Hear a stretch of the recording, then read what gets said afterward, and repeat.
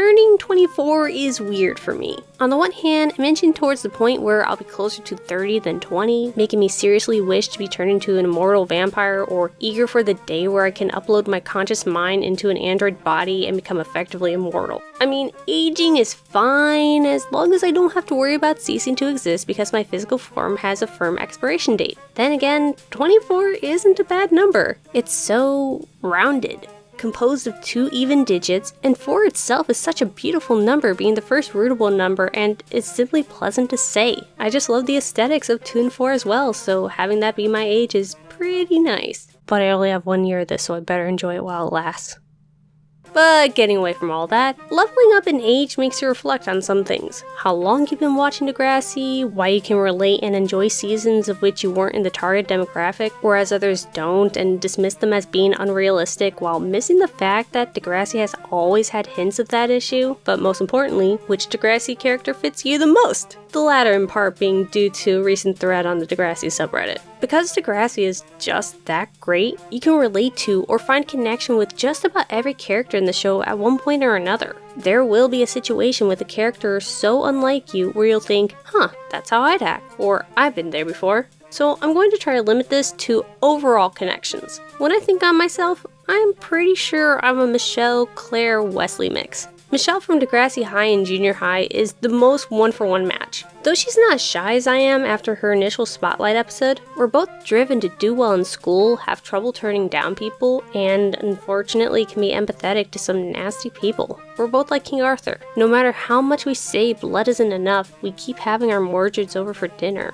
We both valued in our youths being good in the eyes of our parents, though later found that to be an unfruitful effort, and struggled with being considered too young to be seen as a person, but too old to be seen as a kid. Hell, we also experienced having to wear what was in our closet simply because it's what we had. While her reason for doing so is because salespeople pressured her into buying things she didn't like, I grew up poor, so any clothes I would get would be from relatives on holidays or what my mom would get me. I wouldn't have been outwardly vindictive towards BLT after the breakup, but would definitely feel betrayed once I found out my best friend was hanging out with him and the girl he cheated with. Really, I'd hold those feelings inside of me and likely ghost everyone involved over time, or as much as you could back then while going to the same school. I also see myself a lot in pre-season 11 Clare. Definitely not as bullheaded as she was, except for when I thought for certain that I was right.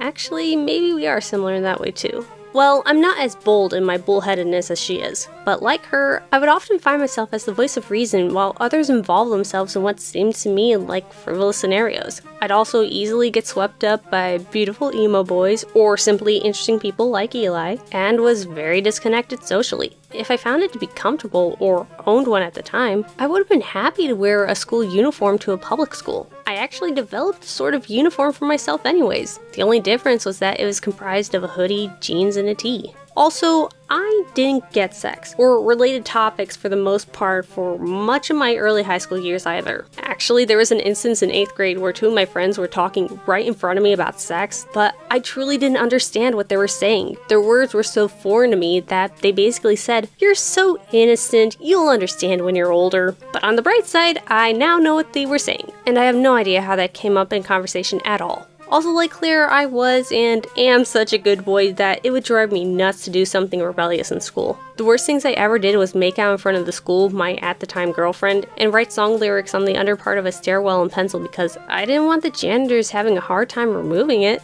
Not exactly a J. Hogarth, as you can tell. The Wesley part plays more into my brainer social outcastness. Except for wanting to be around certain people for romantic reasons, I just didn't care about my social standing in school or if people saw me as an uncool nerd. Just be kind was my motto, which is likely why I ended up well liked while not included in a lot of things. I also didn't care about expanding my friend group or being with the popular crowd. For most of school, my one best friend was enough for me, and my other friends were an added bonus. Also, kinda like with how Wesley ended his run on Degrassi, I was pretty boring by TV drama standards and would end up leaving school with few people seeming to notice. There are other characters who I sometimes see myself in, like Shay in Season 2 of Next Class, just trying to do the right thing even if it hurts me, or like Ashley in reacting negatively to someone seeming to be taking over my art. Even Adam is a decent match in simply our general niceness and trying to put a positive spin on things we do.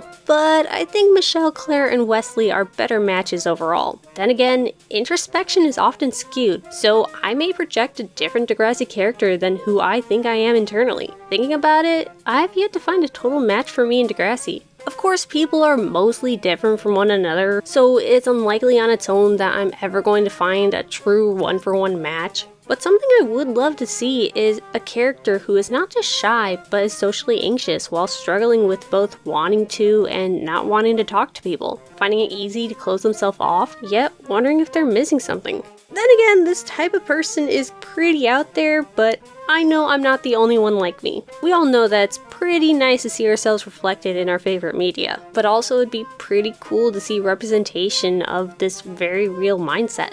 I'll just add that on my wish list of things I want for when Degrassi returns. And hey, let me know in the comments who you think you are in Degrassi and why you think that. Thank you very much for consuming this video. If you want to talk to me about just about anything, you can find me at NotAVampyre on Twitter. Thank you very much again, and until next time.